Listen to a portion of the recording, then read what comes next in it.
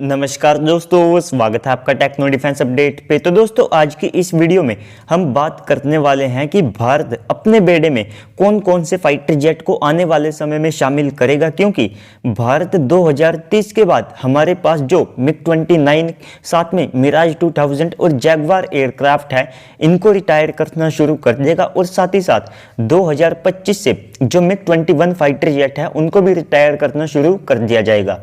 तो ऐसे में हमें इनके बदले एडवांस और साथ में काफ़ी सारे जो एयरक्राफ्ट है उनकी आवश्यकता पड़ेगी।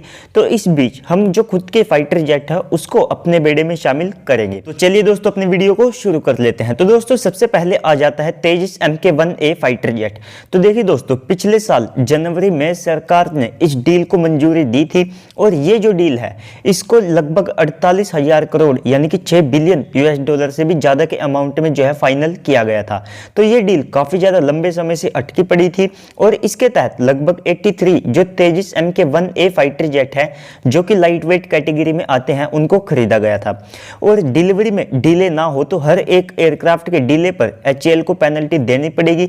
तो यहाँ से जो है उनके ऊपर सख्ती भी बरती गई है। और साथ ही साथ जो तेजस Mk-1A फाइटर जेट है उसमें लगभग 700 TR मॉड्यूल वाला स्वदेशी उत्तम AESA रडार लगेगा। साथ ही साथ BVR कैपेबिलिटीज के लिए इसमें 110 किलोमीटर की जो अस्त्रा Mk-1 मिसाइल है उसका भी इस्तेमाल किया जाएगा और साथ ही साथ जो IDRB और पाइथन मिसाइल है उसको भी यहाँ से टेस्ट किया जा चुका है। और DRDO के जो एडवांस सेल्फ प्रोटेक्शन जैमर है उसका यूज़ किया जाएगा।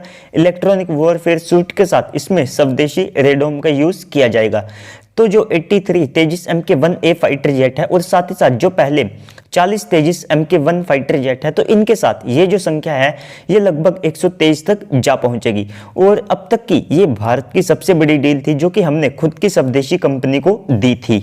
तो इसके बाद अगला फाइटर जेट होगा तेजस Mk-2। तो देखिए दोस्तों, ये भारत का पहला स्वदेशी मीडियम वेट कैटेगरी का फाइटर जेट है जिसको इस साल रोल आउट कर दिया जाएगा और अगले साल इसकी जो फर्स्ट फ्लाइट है उसको कंडक्ट किया जाएगा। तो ये इंडियन एयरफोर्स की रीढ़ की हड्डी बनेगा, क्योंकि जो इंडियन एयरफोर्स है वो लगभग 170 एयरक्राफ्ट को लेगी। और इसमें क्या क्या खूबियाँ होंगी, तो इसमें 1000 TR मॉड्यूल्स वाला जो उत्तम AESA का Mark II वेरिएंट होगा उसका यूज़ किया जाएगा।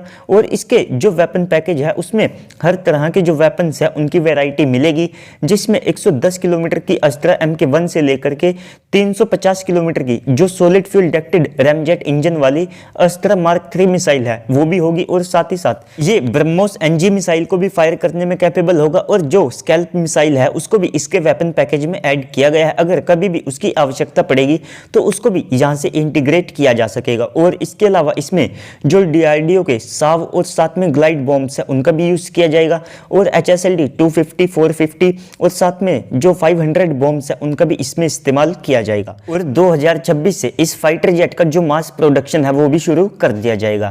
तो दोस्तों, इसके बाद अगले नंबर पर आ जाता है राफेल F4 फाइटर जेट। तो देखिए दोस्तों, भारत पहले ही लगभग 36 यानी कि 2 स्क्वाड्रन राफेल की खरीद चुका है जो कि F3 वेरिएंट है।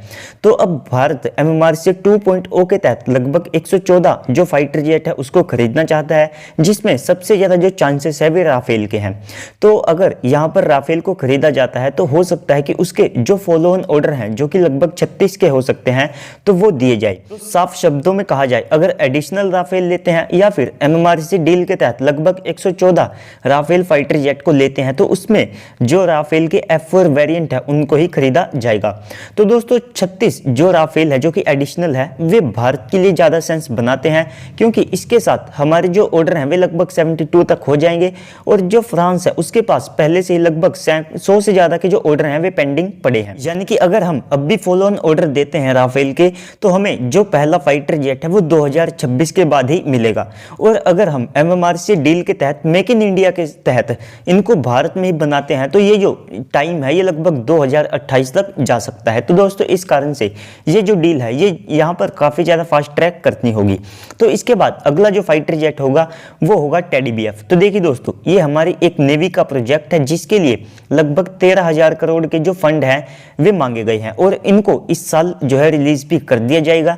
तो इस फाइटर जेट के जो पीडीआर का काम है वो शुरू हो चुका है और साथ ही साथ इसका जो सीडीआर है यानी कि क्रिटिकल डिजाइन रिव्यू, तो उसको 2023 में पूरा कर लिया जाएगा। तो 2025 के रोल आउट के बाद 2026 में इसकी जो फर्स्ट फ्लाइट है उसको कंडक्ट किया जाएगा और जो हमारी इंडियन नेवी है वो लगभग 100 टेड बीएफ को खरीदेगी और अगर जल्द ही हमारे थर्ड एयरक्राफ्ट कैरियर के लिए मंजूरी मिल जाती है तो ये जो नंबर है ये 157 तक जा सकता है।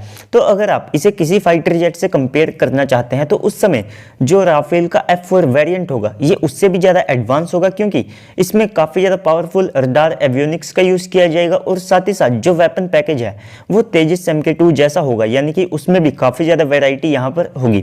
तो 2028 से इसका जो मास प्रोडक्शन है वो शुरू कर दिया जाएगा और ये भी हो सकता है कि अगर इंडियन एयरफोर्स को मीडियम वेट कैटेगरी में ट्विन इंजन फाइटर जेट की आवश्यकता पड़ती है तो इसका जो ओरका वेरिएंट है उसको भी यहाँ पर तैयार किया जा सकता है, जो कि पहले लगभग 24 से लेकर के 25 टन का प्लान किया गया था और साथ ही साथ उसमें इंडियन एयरफोर्स के मुताबिक जो चेंजेस हैं वे किए जा सकते होंगे।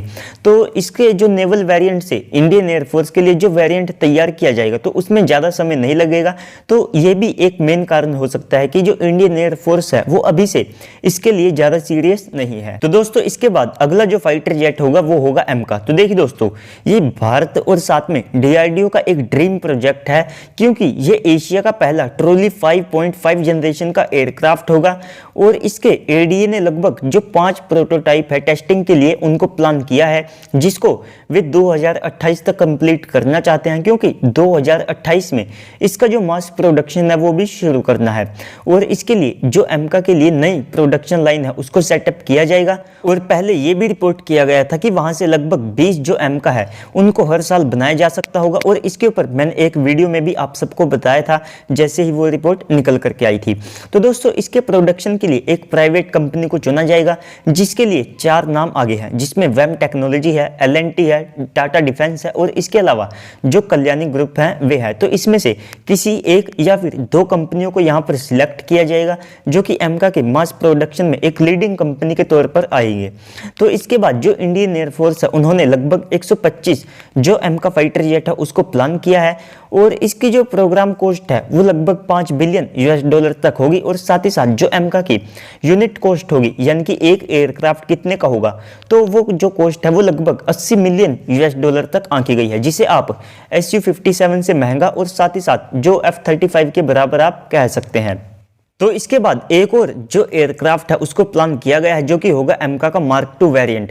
तो देखिए दोस्तों, इसका जो मास प्रोडक्शन है वो 2034 से लेकर के 2035 तक जो है शुरू करने का प्लान है और इसमें कुछ खूबियां होंगी 6 जनरेशन की, जिसमें ये अनमैन्ड होगा और साथ ही साथ इसमें स्वदेशी इंजन का यूज किया जाएगा जो कि लगभग 110 किलो न्यूटन थ्रस्ट से लेकर के 130 किलो न्यूटन थ्रस्ट को जनरेट करने में सक्षम होगा और इसमें जो डायरेक्ट एनर्जी वेपन्स है उनको भी प्लान किया गया है।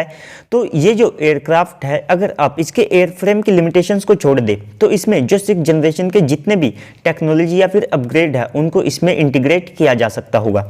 तो दोस्तों, अगर आप चाहते हैं कि एमका मार्क 2 में MK1 से क्या क्या खूबियां होंगी तो उसके ऊपर मैं एक डिटेल्ड वीडियो बना दूंगा, क्या क्या इसमें खास होगा, क्या ये पूरी तरह से 6 जनरेशन होगा तो उसमें मैं एक्सप्लेन कर दूंगा।